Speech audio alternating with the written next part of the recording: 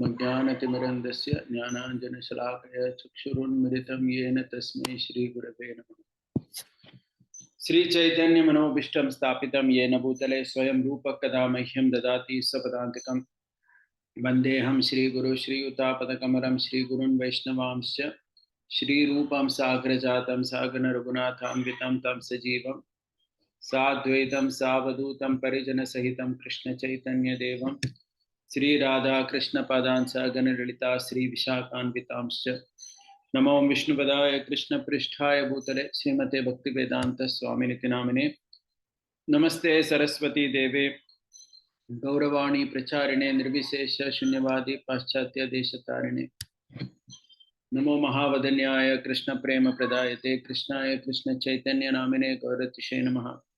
हे कृष्ण करुणा सिंधो दीनबंधो जगत्पते गोपेश गोपिका कांत राधा कांत नमोस्तुते तप्त कांचन गौरांगी श्री राधे वृंदावनेश्वरी वृषभानुसुते देवी प्रणमामि हरिप्रिये वाञ्छाकल्पतरुभ्यश्च कृपा सिन्धुभ्य एव च पतितानां पावनेभ्यो वैष्णवेभ्यो नमो नमः।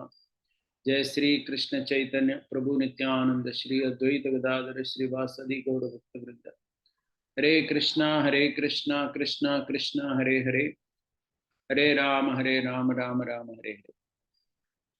Hare Krishna. So welcome everyone back and today we are looking at the 8th chapter of Sri Bhagavad Gita, the commentary of Sripad Ramanujacharya, and I felt that this was one of the most sweetest commentary I came across because it connected many dots for me in the 8th chapter, which otherwise was not clear to me because generally we know the title of chapter 8 is Attaining the Supreme. So it seems that only one verse is enough. Antakale cha mameva smaran muktva kalevara. Right? That at the time of death you think of Krishna and you go back to Krishna. So it was not clear why so many verses were there and what was this whole 8th chapter about. So this commentary is quite an interesting commentary. So let's go over it. So as usual, we begin with the verse of Yamunacharya, where he summarizes 8th chapter in his Gitartha Sangraha. So look at that summary verse. So this is by Yamunacharya, the verse that is put up on the screen. Aishwarya Akshara Yatatmya Bhagavat Charanartinam Vedyopadeya Bhavanam Ashtame Veda Uchyate. So Yamunacharya says the differences between the things to be known and practiced by those who desire Aishwaryam, by those who desire the experience of Jiva in the pure form Kaivalyam, and those who desire to attain the feet of Bhagavan is told in the 8th Adhyaya. So this is how he summarizes the 8th chapter. Yamunacharya. Okay, so let's try to understand what the summary means. So if you remember, I had said that earlier that in the 7th chapter, the 7.16 verse which is there, right? The 4 types of devotees who come to Krishna. Chaturvida bhajante mam jana sukritanordjuna arto jignasurartarthi jnani cha bharatarshava.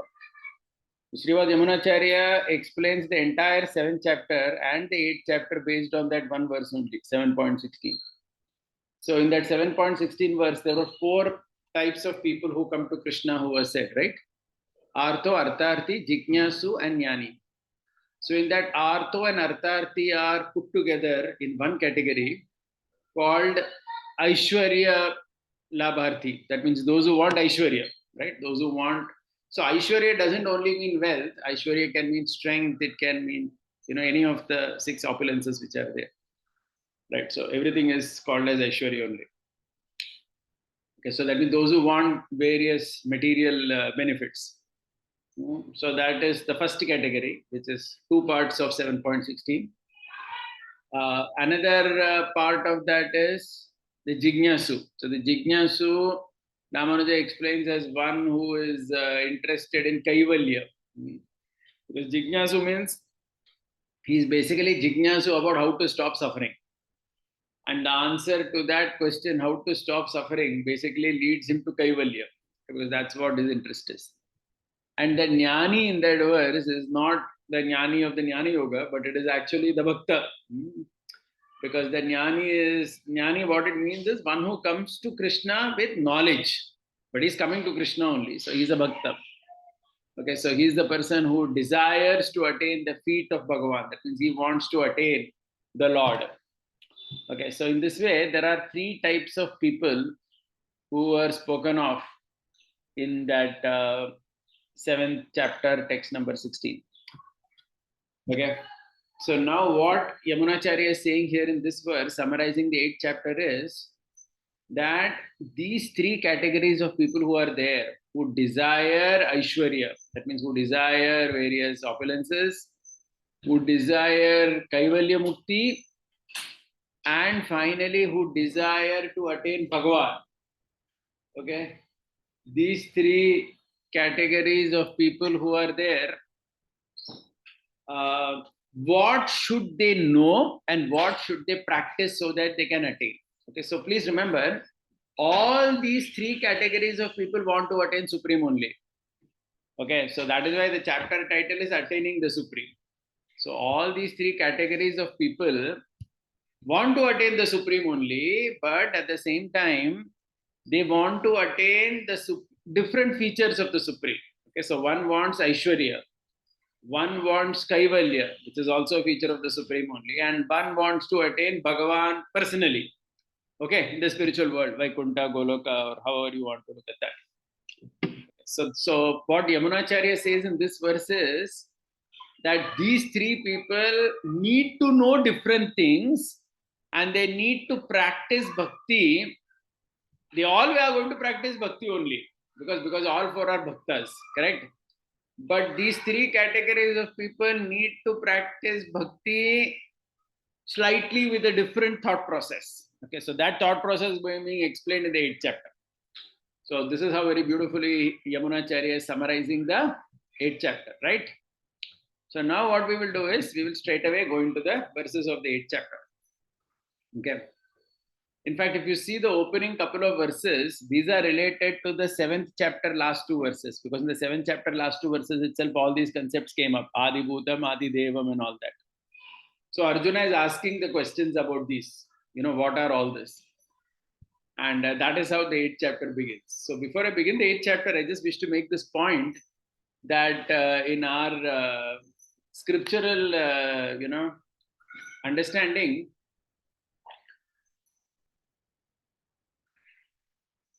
there is a lot of importance. There is one of the Shad Vedangas called as Nirukti, which means definitions. Okay, where every word has to be defined properly and understood properly. Okay, you can't use any word for explaining any particular concept. So there are very precise words that are needed. And that is what you see in this 8th chapter opening. Because Arjuna is asking, Kim tad brahma kim adhyatmam, kim karma purushottam adi bhutam cha kim proktam adi devam kim uchyate. He's asking Krishna to define these terms very precisely. Okay, so I just wish to start with this concept here, that how in our scriptures now, these words which are there, they have very, very specific meanings based on the Nirukta. And sometimes we'll see that the English words which are there, they are not so precisely explaining that same word. So just to give an example, before we go into this verse, just like the word Devata. Okay, in English, the word Devata, we know that Prabhupada translated it as demigod. And that is how, because that is the word which was most easily understood by Western people, right, in those times, demigod. But recently I was just going through this. If you look at the meaning of the word demigod, it means something different only. Like in English language, this word demigod refers to the union between gods and human beings and resulting in some offspring. Okay, so that means when gods interact with human beings in Maithuna Karya and some offspring are born as a result of that, such personalities are called as demigods. So that way, if you see, for example, Pandavas can be called as demigods. Why? Because we know that, right? They had a divine origin. That means there was a Devata, a god who was, involved in that process, and there was Kunti Devi, who was a mortal on earth, right? So it is very surprising that, but that is not what Devata means, right? So what is happening is that English word has its own meaning actually, whereas the Sanskrit word has a different meaning itself. So actually, it would be today, if you see, because of several factors, Sanskrit words itself are directly popular with people. Okay, so we can actually use Sanskrit words itself when in our preaching and outreach. So, for example, we can actually in our class, even if we are giving in English, we can say Devata itself. We need not really use the word demigod because everyone understands what a Devata is. Even Western people now understand, like yoga, Atma, all these things are understood by them as well. Because in English, these particular words, they have their own meaning. Like if you see soul and Atma are different. So Atma has no beginning and no end, correct? That is how we define Atma. Atma is something which has Anadi and Ananta. But soul is not like that. Souls are actually created in English, right? Because that's coming from the biblical concept where the soul is born at the time of whenever it is created in this world, right? Because they have only one life, na? So their concept is that the soul is born, but it will never die, as in it will remain forever in heaven or whatever. So why I'm saying this is that Sanskrit words are not easily equated to the English words. So while in the Western world, perhaps even 50 years back, it was necessary to use these terms. Today, it is no longer like that because even in the West, people understand these basic English, basic Sanskrit words, like even guru, etc. They have all become English words only now. You can use the word guru, yoga, etc. in English language itself, right? You need not translate it to some other word in English. So this is important because these words have very, very specific meanings. Correct, and that is what the 8th chapter is starting from, right? So now let's go into the 8th chapter. Arjuna vacha kim tad brahma kim adhyatma kim karma purushottama adi bhutam cha kim proktam adi devam kim uchyate, right? Arjuna is asking, hey supreme person Sri Krishna, so of the things that one desiring kaivalya should know, what is Brahman, what is adhyatma, what is karma. Of the things that one desiring Aishwarya should know, what is told to be Adi Bhutam, what is Adi Deva. Okay, so now you may say that the word Kaivalya, Aishwarya are not coming in translation. So how is it inserted here? It has been put here because as per this is a commentary, right? So this is not just a translation; it's a commentary of Ramanuja. So what he's saying here is that, and this will become very, very clear if you go into the verses and understand. He says that these concepts which Arjuna is asking, each of these concepts are for each of those three categories of people of 7.16. Okay, so let's remember in 7.16 there were three people, right? One is who wanted Aishwarya, one is who wanted Kaivalya, Mukti, and one who wanted Bhagavan himself. Okay, so Ramanujacharya here says that the person who wants Kaivalya, he should know Brahman, Adhyatma, and Karma. These three things are for him. So Arjuna is asking these questions. Kim tad Brahma, kim Adhyatma, kim Karma Purushottama. Brahma, Adhyatma, Karma is for that Aishwarya, Kaivalya Prapti desirous personality. Correct? And why it is like that, we will see. That logic is amazing. Right? And Adi Bhutam and Adi Devam, these two things are for the Aishwarya Prapti. Right? Aishwarya Kami. He wants Aishwarya. Right? So he's supposed to know these particular things. Right? So, so if you remember, one thing we had already said last time, which I'm just reiterating again, this person who is going to the Lord for Aishwarya, he's not going to the Lord for Aishwarya of this world or the Aishwarya of the Devatas. He is going for an Aishwarya which is greater than Brahma also. So just to give an example, if you remember last time I gave two examples. One was that of Dhruva Maharaj, who got a kingdom, who went to the Lord for Aishwarya greater than Brahmaji. And similarly, I also discussed from Brihad Bhagavatamrita the examples of the coverings of the universe, where in these coverings of the universe also there are so many living entities, and Sanatan Goswami writes that all these living entities are enjoying opulence, which is much, much more than Brahmaji.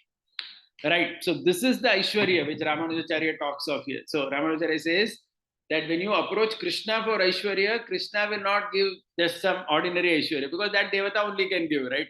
Why should Krishna just do what that Devata is anyway going to do?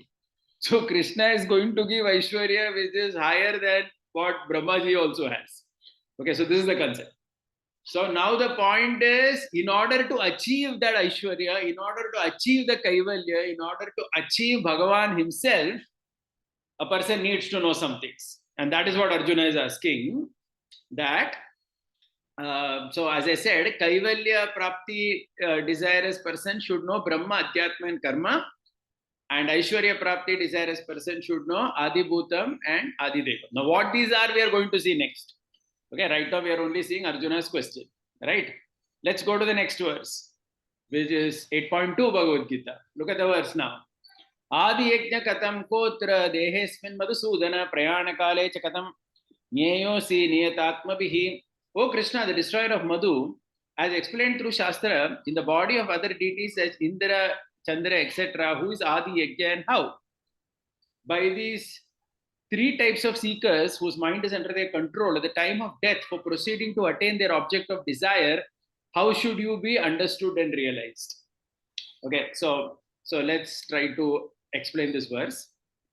So Arjuna is asking, so 5 questions he already asked before, right? Brahma, Adhyatma, Karma, Adi Bhutam, Adi Deva. 5 ho gaya. Now he is asking about the 3 questions he is asking in this verse. Totally 8 things he is asking. Arjuna is asking. 6th is asking, who is Adi Yajna? And now please try to understand. Look at the translation. Here Ramanuja is saying, Atra asmin dehe kaha Adi Yajna katam. That means this Adi Yajna is basically in his body, the other deities like Indra, Chandra are there. So why is he asking like this? So for that you need a background. So if you remember the 7th chapter, Krishna had said, Yo yo yam yam tanum bhakta shraddhyar chitum arhasi. When Krishna was speaking about the Devatas in the 7th chapter, Krishna basically said that I am only through all their bodies of the Devatas giving the gifts of whatever the worshippers are asking. Do you remember that verse, right? All of us remember that verse. In the 7th chapter Bhagavad Gita, Krishna does say that, that he's only through these Devatas giving everything. So Arjuna is obviously asking, because Krishna said, I give all the gifts via the bodies of the Devatas. He had said that, yo yo yam tanum. Tanum means body. So that is the dehe which is being used here. So the Atra Asmin Dehe means the body of all these Devatas, because these Devatas only was spoken in the 7th chapter, right? So the question is in connection with that. And Adi Yajna means the person who obtains all the benefits offered to all the Devatas. Okay, so that is Adi Yajna. Adi Yajna means through all these Devatas, who is the person who is getting these benefits? And Katam means how did he get that quality of being Adi Yajna? Okay, so there are 2 questions here. Who is Adi Yajna and how did he get that quality of Adi Yajna? Niyata Atma. Look at that word, Niyata Atma. So Ramanuja says Niyata Atma means Adi Yajna should be understood by all 3 people. All 3 people means who? The person who wants Aishwarya, person who wants Kaivalya, person who wants Bhagavan. All 3 have to understand Adi Yajna. Okay, fine. This is so far so good. Right. Yeah.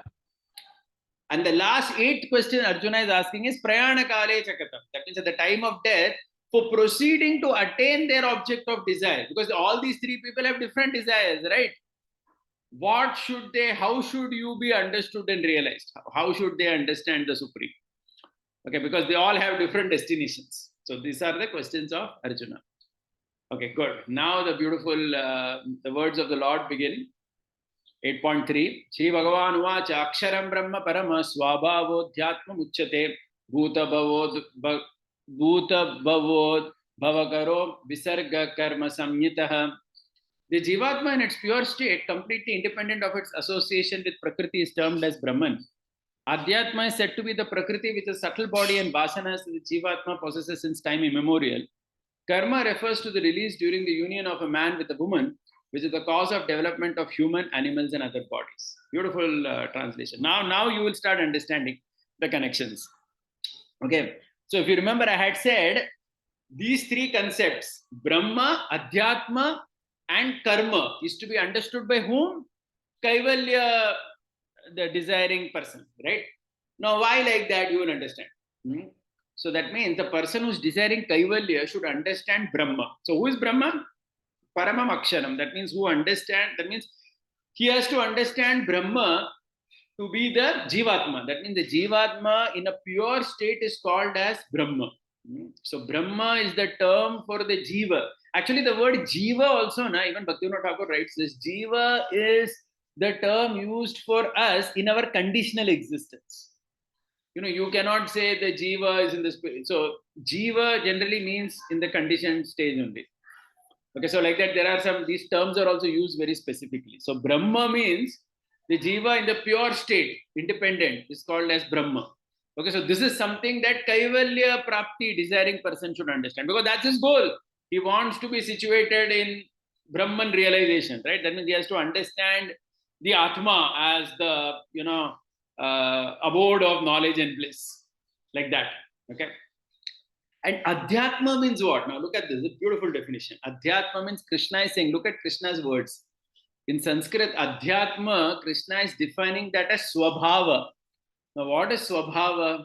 Swabhava means, Ramanuja is saying, Swabhava means, like we say Swabhava na, iska Swabhava aisa hai, uska Swabhava. Swabhava means your nature in this material world. That means this vasanas and the subtle body that you have, this is called as Swabhava.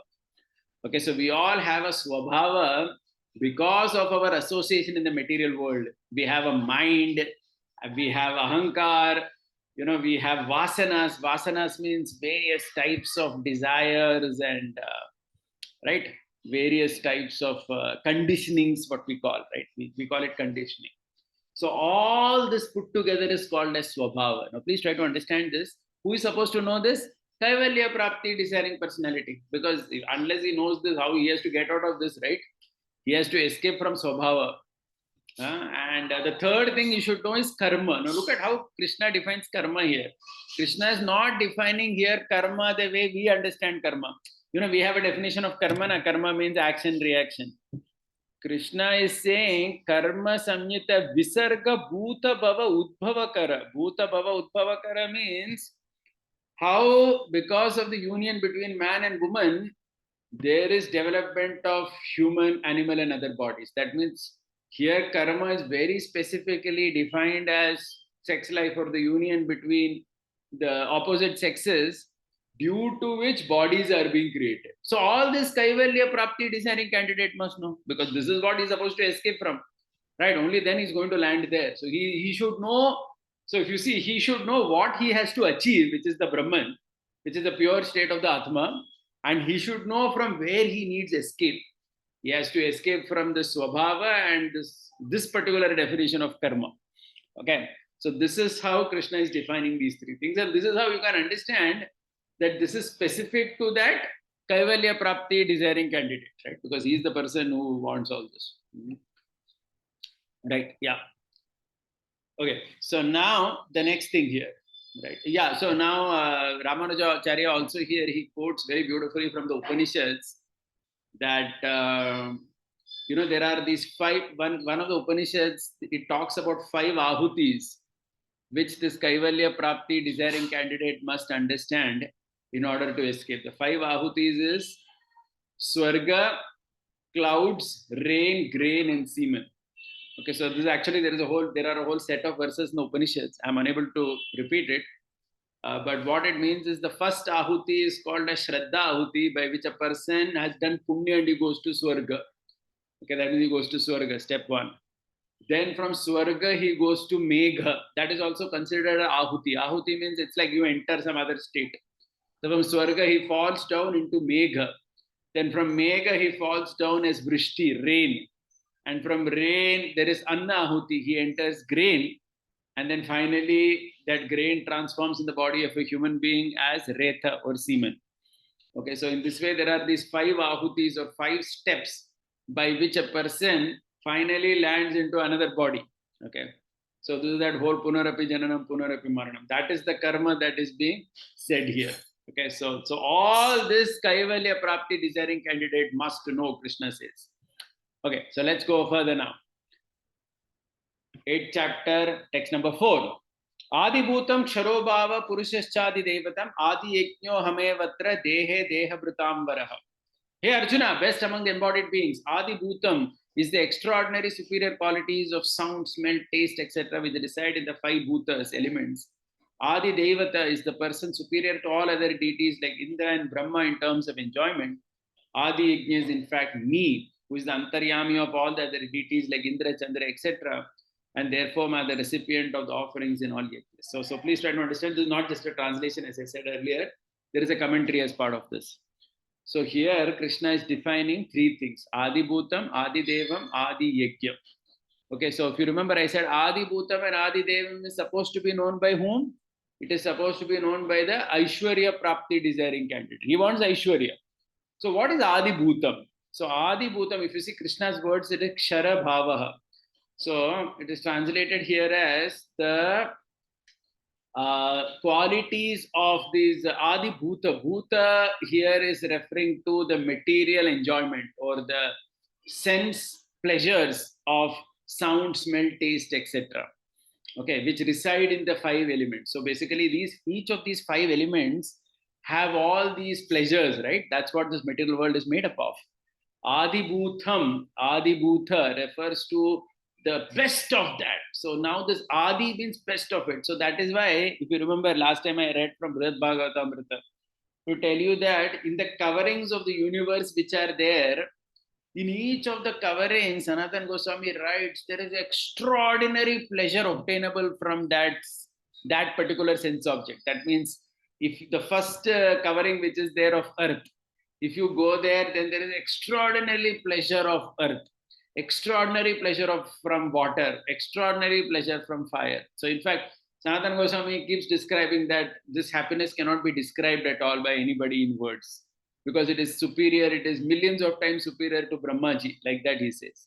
So Ramanuja basically gives a similar understanding here, saying Adi Bhuta means the pleasures of these 5 senses which are superior, top class pleasure. Who should know this?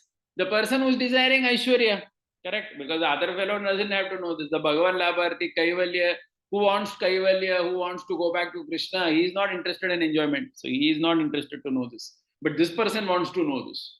Okay, so Adi Bhutam is the superior qualities of these. That is called Adi Bhutam. Adi Devata means the person superior to all deities. Like that means Adi Devata is like it is like Indra Chandra only, but something higher than that. That means this person is going to get this Aishwarya Prapti desirous candidate. He wants something higher than these devatas also. Okay, so that is what he is interested to know, how to attain that position, literally at the level of the super soul in terms of enjoyment, beyond all these devatas, more than all the devatas, higher than all the devatas. So that is how Ramanujacharya defines. And Adi Yajna means who? Adi Yajna, he says, the Lord says, I am only the Adi Yajna. Okay, how is he the Adi Yajna? Because all the devatas are parts of his body. That is what Krishna is saying. Atra dehe aham eva. That means all this Indra, Chandra, all devatas, they are all part of my body only. And because they are part of my body, I am the Adi Yajna. Okay, so an example Ramanujacharya says, just like suppose you want to do Guru Puja. So we all know that when an Acharya has to be worshipped, what do?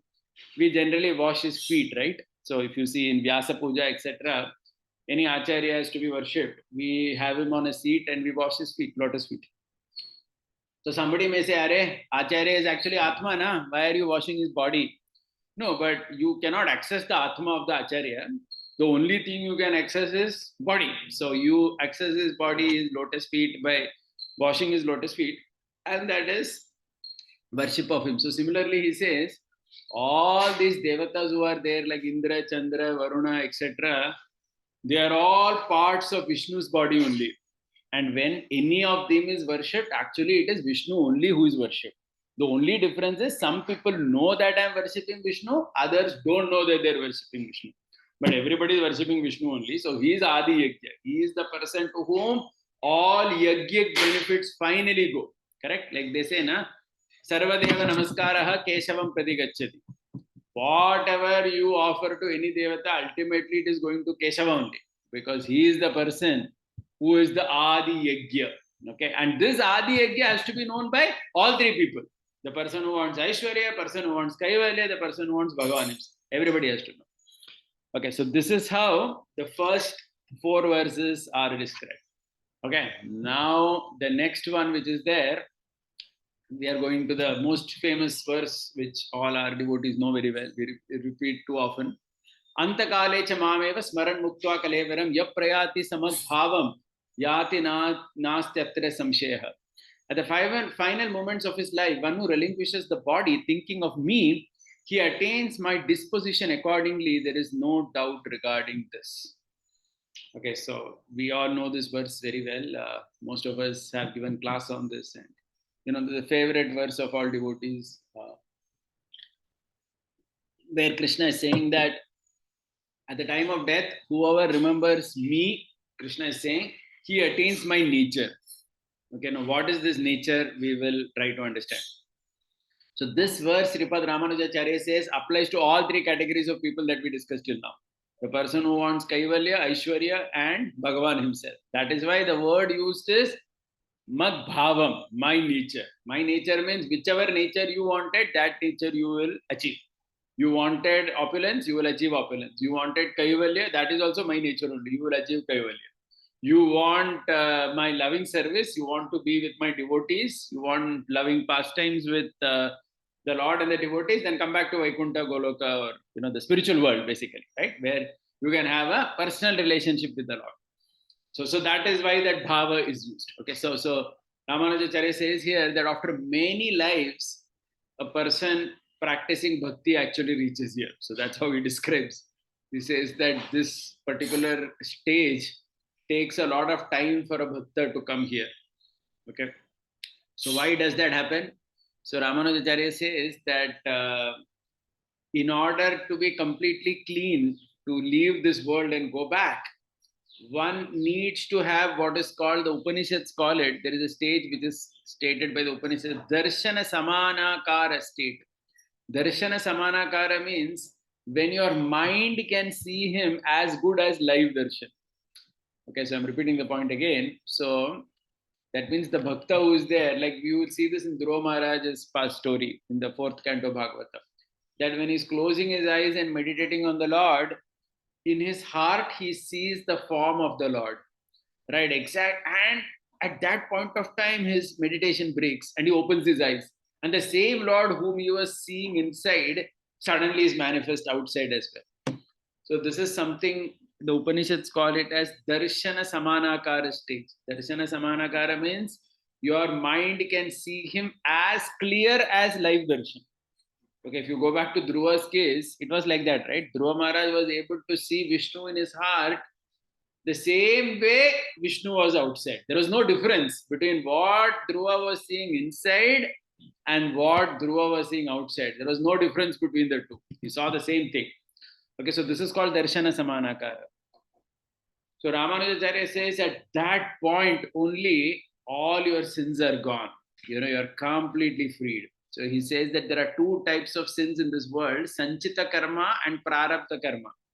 Sanchita Karma means Papa not yet opened. Prarabdha Karma means which is opened already. Okay, so the modern day commentators, they give an example that Sanchita Karma means it is like your bank account. Okay, let's say you have 1 crore in your bank. That is Sanchita Karma. Prarabdha Karma means what you have withdrawn from that 1 crore rupees and kept in your house for monthly expenditure. Okay, so somebody may have 1 crore in his bank, but he may have withdrawn 25,000 rupees, right, for his monthly expenditure at home. So वो जो withdraw करके घर पे रखा है, that is called as Prarabdha Karma, which is already opened. Prarabdha Karma means it is opened. Sanchita Karma means it is a stock. It is not yet opened. It is like that 1 crore in the bank. It is still there. Okay. So Ramanujacharya says this Sanchita Karma which is there, all this accumulated stock of karma, This is destroyed when you have darshana samakara stage of the Lord. That means when you can see the Lord in your heart as clear as live darshan, at that time all the sanchita karma, that entire bank account, it crashes. Okay, everything is destroyed, and then what is left is only prarabdha karma, which is already withdrawn. And Ramanujacharya further he says that for this prarabdha karma to go, it takes anywhere between 4 to 100 lifetimes, depending on the person. Okay, so I was remembering Bhaktivinoda Thakur, who also says that it takes 3 lifetimes for a normal sadhaka to go back to Godhead through bhakti. And Ramanujacharya says minimum 4, and he says it can even be 100. Okay, so such a person, such a devotee will have one last life, na? Such a devotee will have a last life. That last life, he says, is being spoken in this verse. Antakare chamameva. That means such a person at the antakala of his last life, when all his sanchit karma is destroyed by darshan of the Lord, when his prarabdha karma is also all destroyed only. So there is no reason to come back to this world, because your prarabdha karma is destroyed, then you have nothing to come back. Because you need some karma to come back to this world. When you don't have karma, then only you can escape, right? I mean, I hope everybody is understanding this point, right? Because as long as you have karma, you are forced to come back. When there is no karmic account at all in the bank, then you have to escape only. You have to get out of this material world, because you cannot stay here anymore, because you have nothing for which you have to come back in the next life. Such a person, he says, he in the final moments of his life, he thinks of Krishna. And now we are coming to the point. He attains my disposition. Abhi disposition kya hai? Because Ramanujacharya says, see, please try to understand that in this verse, Krishna is not saying that he is going to attain him. He's saying disposition. Disposition means he has 3 types of disposition. One is the Lord has this unlimited opulence to offer to his devotees. Second is the Lord has kaivalya to offer to those who want it. And third is the Lord has his own spiritual abode existence, where there are loving pastimes going on, which he has to offer. So these are 3 types of bhava which are available. And Ramanujacharya says, depending on what he was thinking or what was his desire, right? Again, you have to connect this verse to Chaturvida Bhajante Mam, as I told you earlier. The person will go there.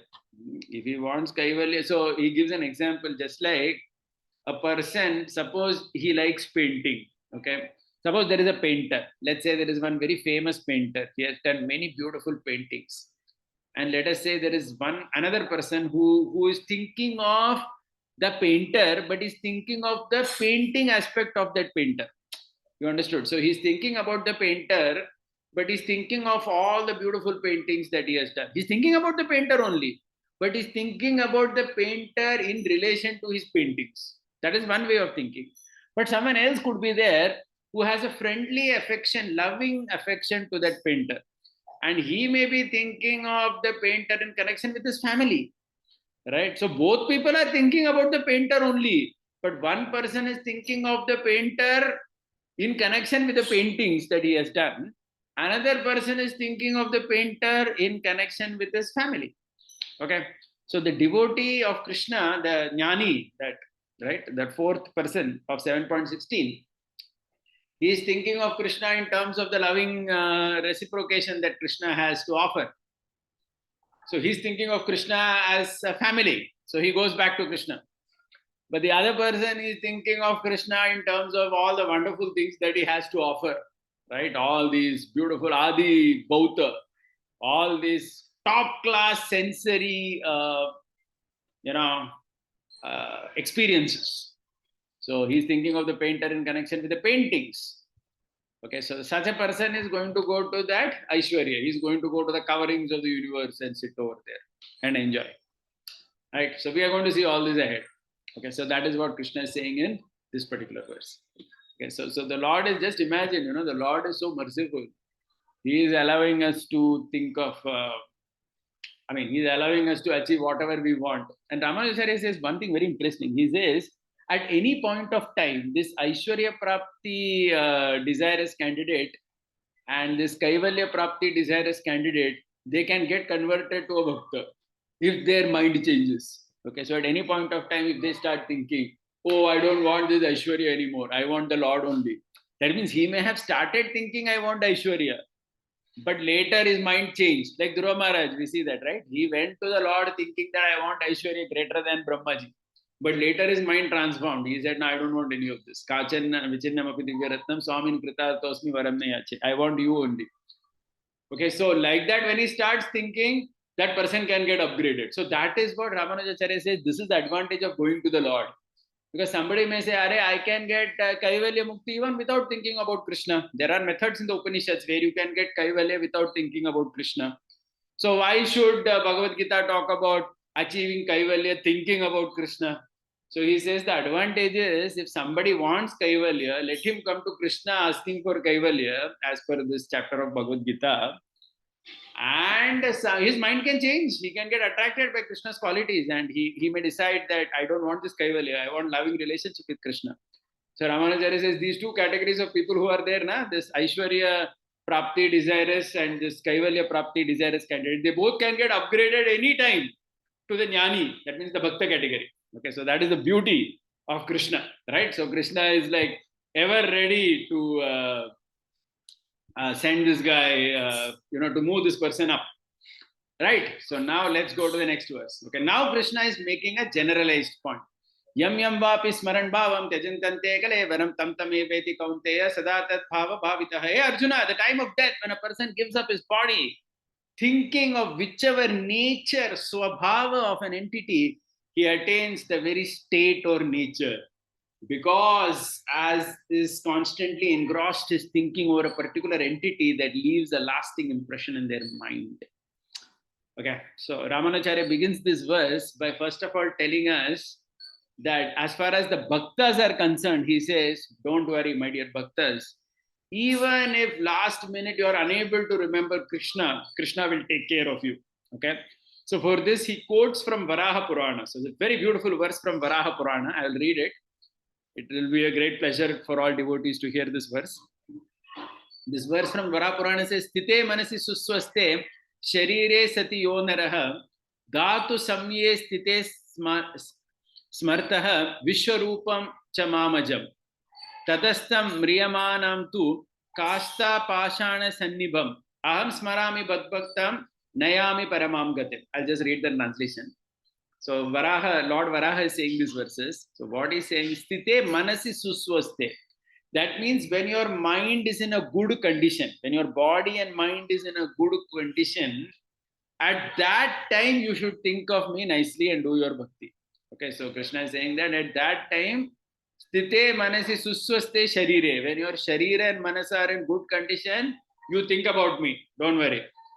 But at the time of death, Tadastha mriyamanam tu, at the time of death, kasta pashana sannibham. Suppose you become like a stone. Sometimes a person becomes unconscious at death, like he enters coma stage and all that, right? He becomes unconscious. So Lord Varaha is saying this, that suppose at the time of death, my devotee becomes unconscious for some reason, nothing to worry. Aham smarami bhaktam. My bhakta cannot think of me, so I will think of my bhakta.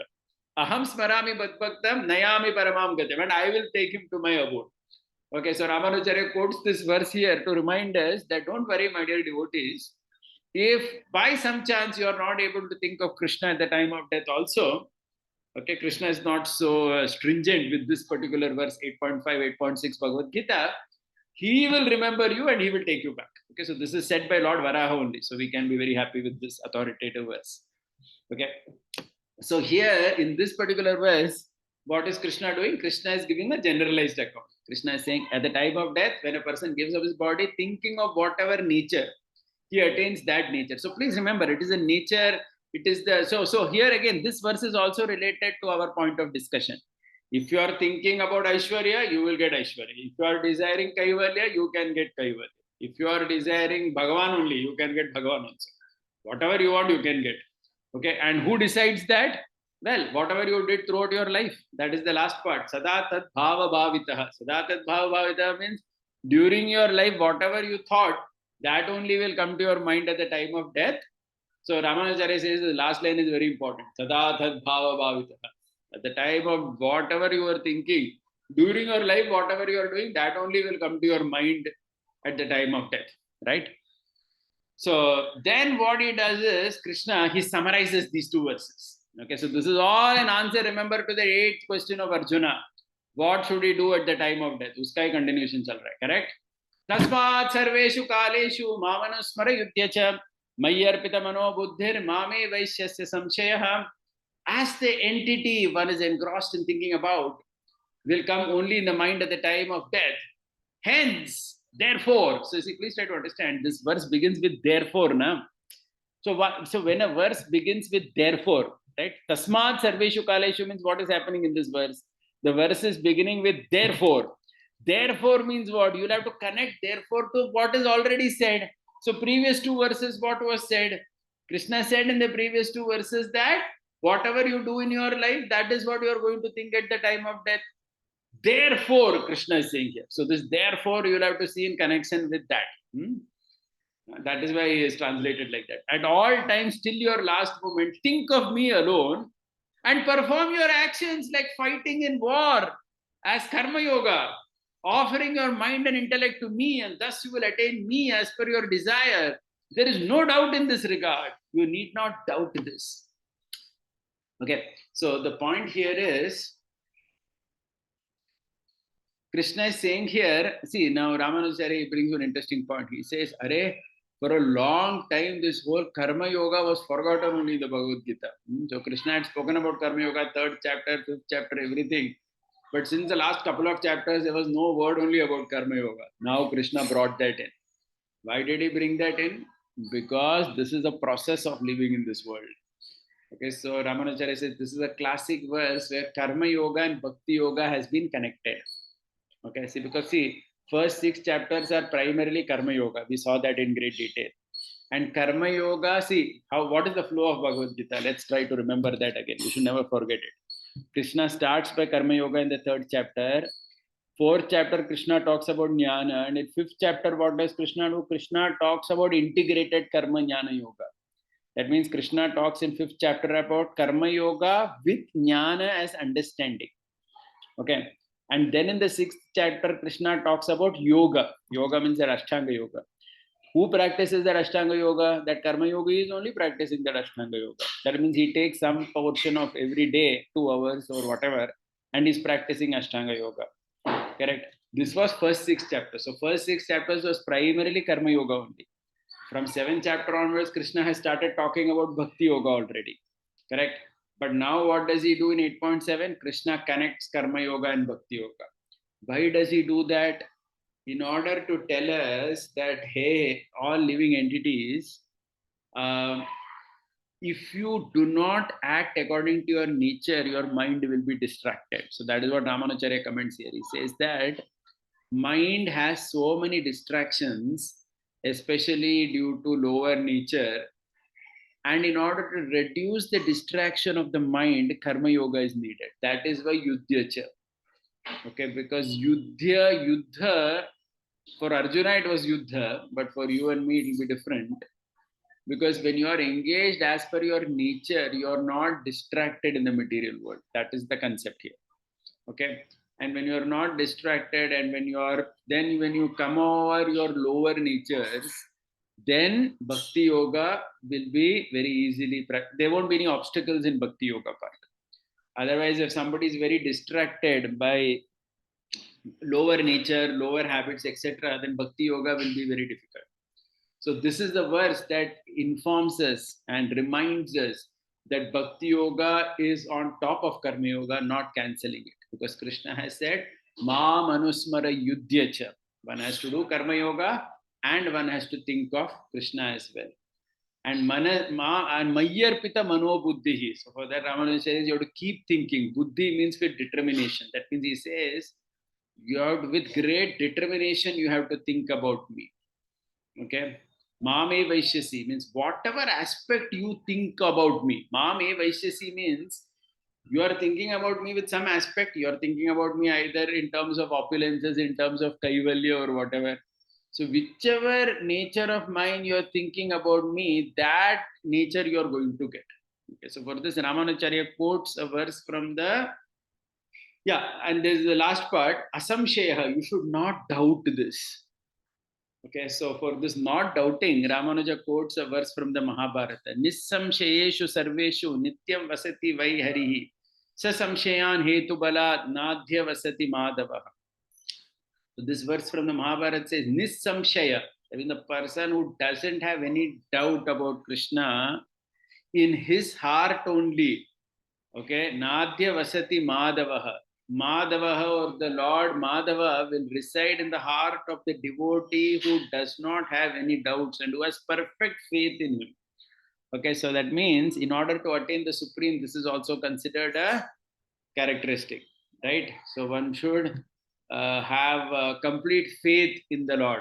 Okay, not that one is doubting. Doubting Thomas cannot achieve.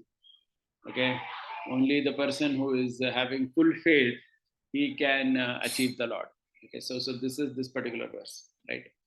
Now at this point, somebody may say, we'll just take for 5 more minutes and end.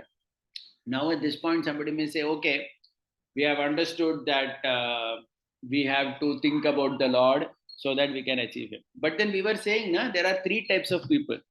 Person who wants Aishwarya, wants Kaivalya, who wants Bhagavan himself. Are they all going to think the same way or are they going to think differently? Okay. Is the path for all of them same or is the path for all of them different? Are the dangers same? Are the dangers different?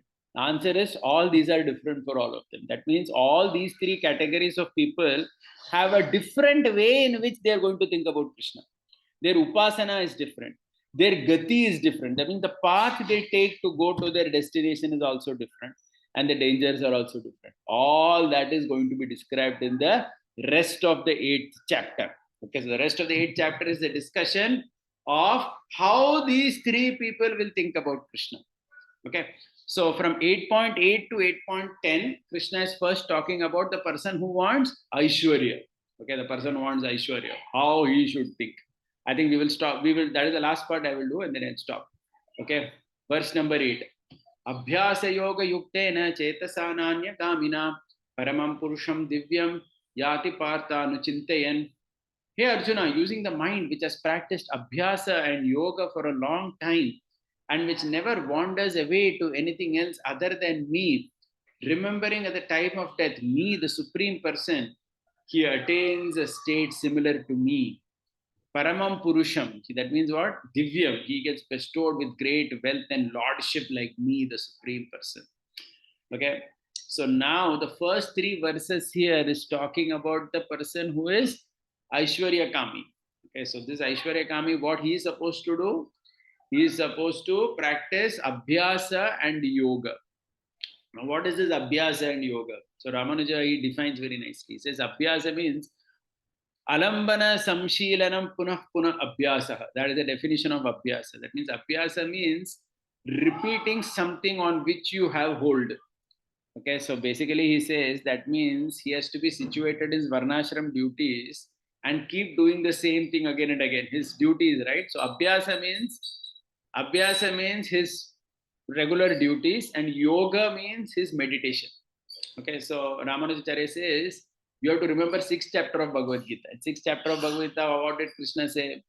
Krishna was speaking about Dhyana Yoga, na? The person who, right, he has to do his Karma Yoga also and he has to do some part everyday yoga. So this is what is there now here for the person who wants Aishwarya. He wants Aishwarya, right? So he has to practice Abhyasa and he has to practice yoga. Okay, so he says, so what is the advantage? So why he should do like this? Because when he does his Abhyasa, during that Abhyasa also, because it is very natural to him, those set of duties as per his Varnashram, he can easily remember Paramatma that time also. Okay, so slowly he has to keep he has to practice thinking about the Lord even during his Abhyasa. That means even during his daily chores or chores of life, he is supposed to be thinking about the Lord. Okay, and thinking like this, what happens? Nanya Gamina, that means his mind should not wander away. And at the end, what should he do? He should remember me. Divyam, Purusham Divyam. He should remember me, Krishna says. Now the question is, how should he remember Krishna? That is the 13th and 14th verse. We will stop with the 9th and 10th verse. Sorry, we'll stop with 9 and 10. Look at this 9 and 10. Kavim Puranam Manushasitaram Anoraniyanam Aniyana Samasvaredya Anusmaredya Sarvasya Dhataram Achintya Rupam Aditya Varnam Tamasaf Parastad. If you see all the characteristics of the Lord which are described in this verse, these are characteristics which are all opulent characteristics of the Lord. One may say, why Krishna has put all these characteristics here? So Ramanacharya says that all these characteristics are put here because this person wants opulence, right? So he's supposed to think about the Lord having all kinds of opulences because he wants opulence. So when he thinks about the Lord as the personality who has all types of opulences, he's going to get those opulences at the time of death. If still at the time of death, he's still interested in that. Of course, as I told you earlier, he can migrate from this to Shuddha Bhakti. But if he's still adamant, no, I want these opulence only. Fair enough, you can get it. Okay, so Kavim. So Kavim, Ramanacharya gives beautiful definition. Kranti Darshya iti Kavihi. Kranti Darshya iti Kavihi means, Kavi means Sarvajna.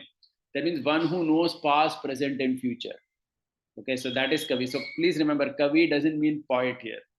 Kavi means one who knows past, present and future. One who knows, right? So that's a very opulent position, right? Something like it is.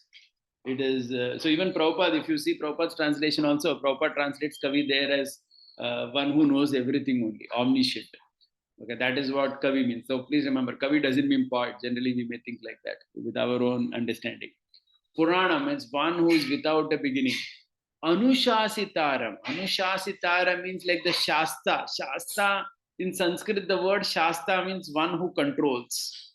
Shasta Vishnu Asheshasya Jagatoyo Hridistitaha Tamarte Paramatmanam Tata Kastena Shastaye. So Prahlad says to Hiranyakashipu that whoever is controlling you, the same person is controlling me as well. Okay, so this is called Shasta. That means the Lord who controls everybody. See, that's an opulence of the Lord, right? Okay, so the point here is this person who is there, our Aishwarya Kami, he is supposed to think about all these opulent aspects of the Lord because that's what he wants. Anoraniyam, he's smaller than every Jivatma. He enters the heart of every Jivatma. Achintya Rupam, right? If you see all these, Achintya Rupam means his form is something that cannot be conceived so easily, right? Aditya Varanam, his body is effulgent, Tamasah Parastar, and it is beyond darkness of Prakriti. Okay, so all these are extremely opulent characteristics of the Lord, which our Aishwarya Kami is supposed to remember. And look at the next verse, the last verse we are discussing today. Prayanakale manasachalena bhakta yukto yoga balena chaiva bhruvor madhye pranamavesha samyak sataram paramam purushamupaiti divyam. The person with loving devotion to the Supreme Person, who is with all above mentioned qualities, strengthened by yoga practice, with a steadfast mind which never wanders away to insignificant other material matters at the time of death, with the pranavayu firmly established between the eyebrows, the one who deeply remembers the Supreme Person, such a person attains immense wealth and lordship similar to what the Lord possesses. And the Lord is going to give him unimaginable opulences, which is like much more than Brahmaji, which no one can imagine. Okay, but what is the person supposed to do for that? He's supposed to think of the Lord like this at the time of death, with all these things. And he's supposed to quit his body, Bhruvor Madhye. So he's supposed to be like a yogi also. That's why the 6th chapter Bhagavad Gita is applicable here, Ramanujacharya says. This is not, the person who wants to go to the spiritual world need not do this. Please remember. So the person who wants to go spiritual world, that will come later. 8.14 Bhagavad Gita is about that. This is 8.10 Bhagavad Gita. So he says here, Krishna is not talking about the person who is desiring his abode. He is talking here about that person who, so what all he has to think?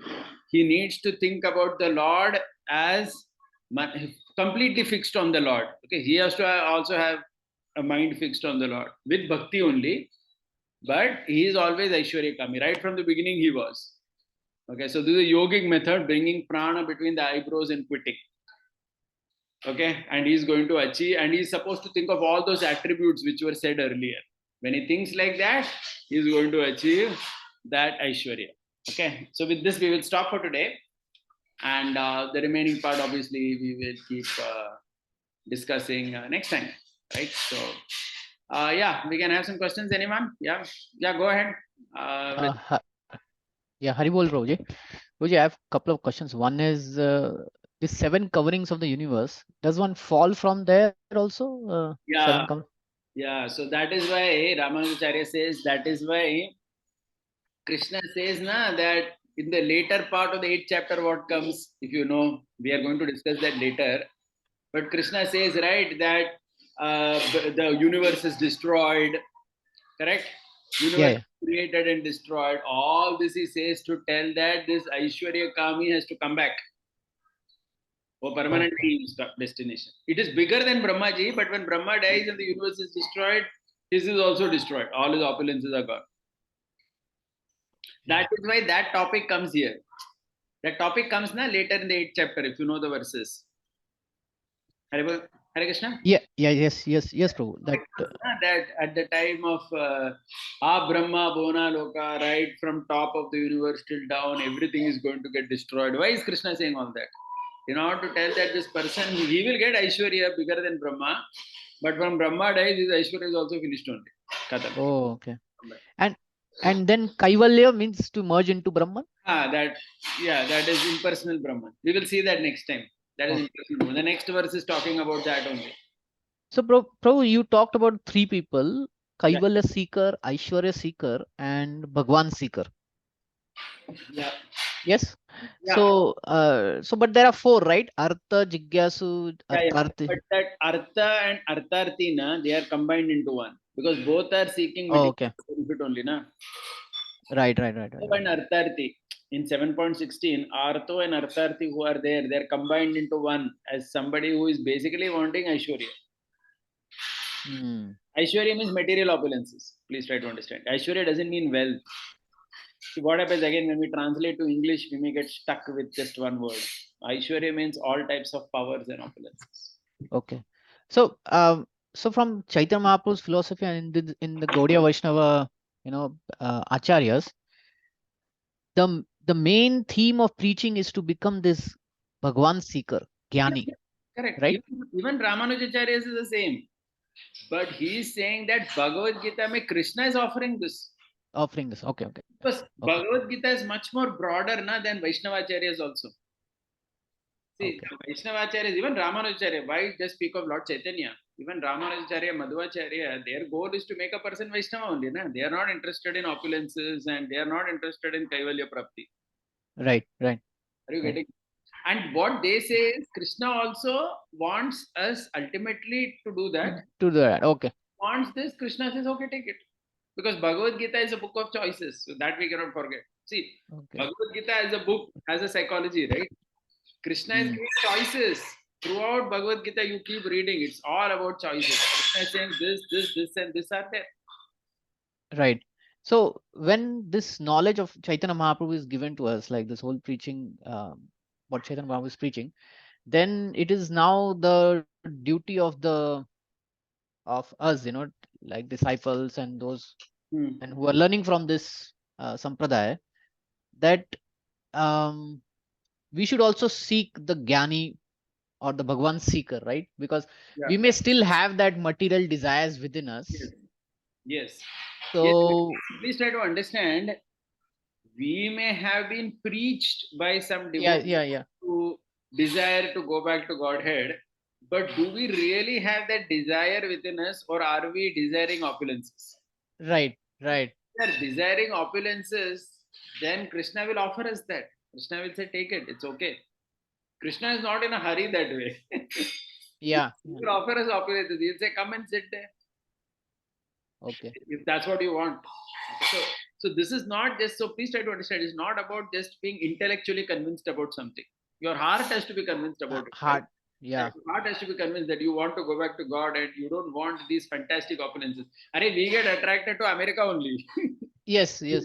So This is insignificant compared to these opulences of the coverings of the universe and all that. okay. I'm sure if any of us see that also, we will faint only actually. We think, my God, what is this? Right? Right. Because we Right. are attracted to something very puny itself. What to speak of something like this? So then to become a Bhagwan seeker, we have to be very much focused on this Chaitanya Shishtastakam, right? Shishtastakam, those Yeah, 9 verses. absolutely no question. You have to be really focused that you want Bhagavan only. So that, see, Okay. the Bhakta of the Bhagavad Gita, Ramanuja says, is the Jnani. Jnani means with knowledge he has come to Krishna. You understood? I mean, with knowledge he has understood that Krishna alone is to be obtained. I'm Okay, not okay. interested in anything else. I want only Krishna. With knowledge, he comes. So that's why you will see a lot of things ahead also. 10th chapter, 11th chapter. It is all about showing the greatness of Krishna, how to see Krishna and everything. With all this knowledge, this person has come to Krishna. That I want you only Krishna. I don't want anything else. And this has to be an internal conviction, not just lip service. Okay. Okay. Haribol. Thank you, Ravi. Thank you. Yeah, Vaibhavanand Prabhu, go ahead. Thank you, Proji. Every time I hear it's a new thing which I hear again from you. My point is that, Ramanujacharya teachings looks very strict. And As in, no, I didn't understand why you're saying strict. because you have to make sure that you do away with all your, prarabdha and sanchit karma. And until and unless your prarabdha and sanchit karma is done away with, you have no chance to return back to Godhead. No, no, one second, one second. I'll just clarify that these are not his Yeah. final conclusions.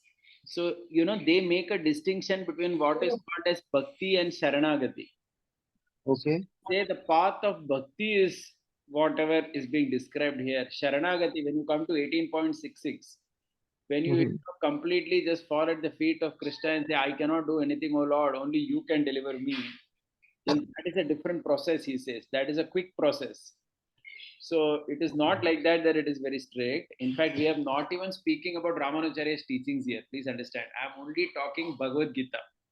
Ramanuja's Hmm. commentary of Bhagavad Gita is different from his teachings in terms of how to practice bhakti and all. We are not talking that here. The goal here in this class is only to talk about Bhagavad Gita, his commentary. Because whatever Krishna has said, he's commenting on that only, right? He cannot say anything different from that. Okay. But it is not that, it is again not that this is not his final word about 4 Okay. lifetimes, 100 lifetimes, etc. Later, when you Mhm. 18.66, he will change the gear there. He will say that in one lifetime itself you can finish off the matter. So that is also there. You understood, no? Yeah, because I was thinking that maybe Ramanujacharya came 2000 years back, 1000 years back, and Chaitanya Mahaprabhu came 500 years back. Mahaprabhu gave that philosophy that you can even go back home, back to Godhead in one lifetime No, just no, by. no. So he also, all acharyas have said the same thing. There is no contradiction there. Okay. But for that, we have to come to 18.66. Currently, we're in 8th chapter, na, Baba? Yeah. Yeah, that's true. Yeah. And why Krishna did not, say that you can come to me immediately, or when we find these things in Shastra, in one moment it is achievable. Bhagavatam also says various other places. So we have been saying that this is the glory of the holy name, but practically this is not possible. So is that so? No, no, it is not like that. See, there is a general process of bhakti. See, the general process of bhakti is a long path only. Okay, but in bhakti itself, there is one process called Sharanagati, which is Hmm. 18.66, and actually the Bhagavatam begins from Sharanagati. Okay, so please try to understand. The Bhagavatam begins from 18.66. So that is where there you will see immediately somebody progresses, etc. But the general path of bhakti is following all these rules, correct? Otherwise, are you getting the point here? So are we trying to follow general path, or we are still uh, you know after understanding 18.66 we are reading Bhagavatam? Yeah, So no, I how was is going to say what are we following as in, because see, everybody is different here. Okay. Hmm. The aspiration is that we have to come to 18.66. Okay. Yeah. But even other things looks very difficult to do. For example, karma yoga in today's world is really tough to do. Yeah, fine. So that's why when we come to 18.66, we'll reconcile that. Whatever Okay. lacuna is there, you try your best and you surrender to him. You say, oh Okay. Lord, this is the best I could do. I couldn't do anything more than this. Please accept me the way I am. Okay. Not a And thing. what happens for And this is not only Bhagavad Gita, Ramayana also the same thing. When Vibhishan Acha. comes to Lord Ram, what does Ram says? If anybody comes to me once and says, I am yours, I will accept him, he says. Correct? Mhm. Doesn't say that, Arey, Vibhishan ka qualification kya hai or Rakshas log ka qualification kya hai. He's not saying that. So there is a process of Sharanagati also. But then you have to go through it. I mean, Mhm. at least there has to be an attempt to do something properly also, right? Okay, so see, please try to understand whether it is 18.66 or whatever, Chaitanya Mahaprabhu also, Chaitanya Mahaprabhu will reduce the path of walking 10 kilometer to half a kilometer, but half kilometer you'll have to walk, na? You understood the point, na? Means, Yeah. yeah, you cannot, yeah. So, I mean, any of these acharyas, they will give you a shorter path also, a quicker path of Sharanagati also, but there also you will have to go through all that, at least in a Mhm. shortened lifespan or in a short time. You cannot say that I will not walk one step also. I mean, then you are fully Kripa Siddha candidate. But तो चलना पड़ेगा ना, ठीक है 25 kilometre चलने को तैयार नहीं हो तुम, 2 किलोमीटर चलोगे क्या, 1 किलोमीटर चलो, कुछ तो करना पड़ेगा. Mhm. Yeah. And what happens to devotees who break some dharmic laws? Who goes beyond, for example, somebody takes alcohol or something like that. So what happens to those devotees? I mean, those who break the four regulative principles, or somehow they break it, so they have to do away with, by the consequence, by going through the consequences, I or think how? at least if we are thinking about ourselves, we should think that we'll have to bear the consequences. I mean, it's too much to say that I will break laws and still expect to get kripa. True, true, true. No, but devotees, in general, how do we see those who break some rules? So how do we see them? I mean, We may see them as okay, we may see them different because see, it's very difficult to, because it is likely that someone had an accidental fall or whatever. Krishna speaks of that in the 9th chapter. Uh, it is up to Krishna to decide how he wants to treat it. But I can hmm, say this: if we do something like that, then we should also expect, some reaction to come. See, that is the mood of a devotee. When Parikshit Maharaj, when he offended that sage, he did not yeah, say, I'm a devotee, I should be immediately freed. He said that, no, let the punishment come very quickly. Let me get punishment for what I did. He doesn't say that I don't need punishment for what I did because I'm a devotee. No, he doesn't say that. So at least yeah, as true, a true. self, we shouldn't think like that. That's all I can say. And those who get little, frustrated that I'll get punishment and this and that, they become little distressed. They ask us that I'm, feeling that, I'll get the punishment. So, I mean, how to deal with such things? No, so if you have done a mistake, then it is good also not to feel like that. What is the problem in that? I mean, No, no, somebody is in depression that, due to whatever they have done, and we have to and encourage then them that you are the Atma ultimately covered with the material bodies, so you can come out of this stage as well. okay. There is nothing which is so bad that we cannot come out of that. Even if we have done Mhm. something wrong, there is always scope for the living entity to improve. Correct? Yeah, true. Mhm. But looks like depression is, little tough to break, and person, Yeah, feel remorse again and again. yeah, yeah, yeah. So, anyways, thank you, Prujit. That's nice answer. Thank you. Gaurav Prabhu, go ahead. Prabhuji, thank you for the class. Prabhuji, see, I had this document long time about this verse that he will attain my nature, because I used Yes. to wonder that why he's not talking directly that he'll come to me. That is my nature. And sometimes, like impersonal people take it to buttress their claim that, see, it is his nature, it is not exactly reaching his planet or his loka. So today you explained that, which is good. But I had then this doubt that when we say that he will attain opulence, what does it mean? It becomes a person, become a wealthy person in the next lifetime? Yeah, yeah. So I think I had spoken about that last time. I'll repeat the point again. It's talking about opulences which even devatas cannot offer. Okay, so please try to understand. If devatas can offer something, you can go to devata and get it. Na? Right. This whole concept is coming from 7.16. where Krishna said, "Na artho jignasur artharthi jnani cha paratarshapa." That artho and artharthi, one who desires wealth and opulences, he goes to Krishna, right? Like we have example from Bhagavatam of Dhruva Maharaj. He goes to Krishna for opulences. And what is his mentality? I want opulence greater than Brahmaji. Okay. So people who go to Krishna, they will get opulences more than Brahmaji also. Like Dhruva Maharaj got. Or another example which I have been constantly giving is of, like, if you have read Brihad Bhagavatamrita, you will read of the 7 coverings of the universe. And in each of the coverings, it is said that there is more opulence, thousands of times more opulence than Brahmaloka in each covering. And there are living entities also sitting. Previously, when I used to read about coverings of universe, I used to think that, we used to have some funny understanding. I used to think that earth means only mud is there covering the universe, and then water means only water is there. But if you read Brihad Bhagavatamrita and scriptures, you understand that no, these are very, very opulent places, much more than Brahmaji's place also. Ramanujacharya says that this Aishwarya Prapti desirous candidate who comes to Krishna for opulence, he will get such opulences, which is more than what Brahmaji has. But they are also temporary. That is why the later part of the 8th chapter, all that discussion comes that the material world will get destroyed. And all those coverings will also get destroyed. That Aishwarya Prapti, whatever Aishwarya he gets, it can last the lifetime or more of Brahma, but then ultimately he has to again come back here. It is temporary. Okay. Yeah.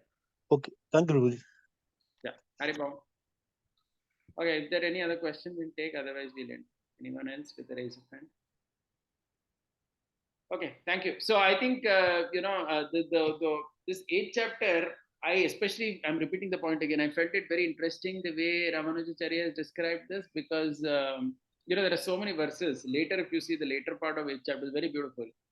There are so many things being said in the 8th chapter of Bhagavad Gita, which sometimes one can get confused why all this is being said, right? But when you compare it with these 3 categories of people, you understand that very nicely. Especially about Krishna talks, the later part of the 8th chapter, the yogi who comes back to me, and who comes back to the world and all that. So we will see all that later, right? Srimad Bhagavad Gita ki jai, Srila Prabhupada ki jai, Gaur Bhakta Vrinda ki jai, Gaur Premanande Hare Hare. Thank you very much.